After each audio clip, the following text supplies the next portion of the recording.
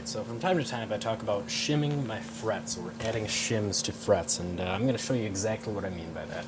So, I was at a flea market and I picked up a bunch of Pokemon cards, and who cares about a Trainer Potion card from Generation 1? I don't, so these are my sacrificial lambs. So I'm just going to grab a couple of these to use. You can really use any material that's thin enough and not easily compressible. If it's something like cardboard, that's easily squished, so it doesn't really work well. But these are just actual paper. You can't actually squish it down, so it works pretty well.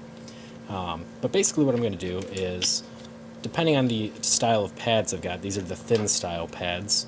I'm going to take two cards here. I'll start by just slicing down the length of them, and part of them went flying, but I will grab another slice here.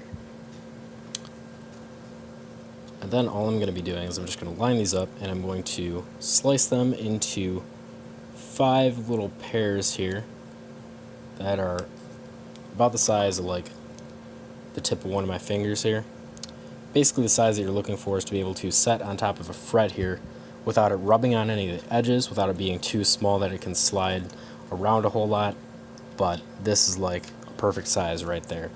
So I'm going to cut one more pair here, drop that on there, just like that. That'll throw all the other pairs on here.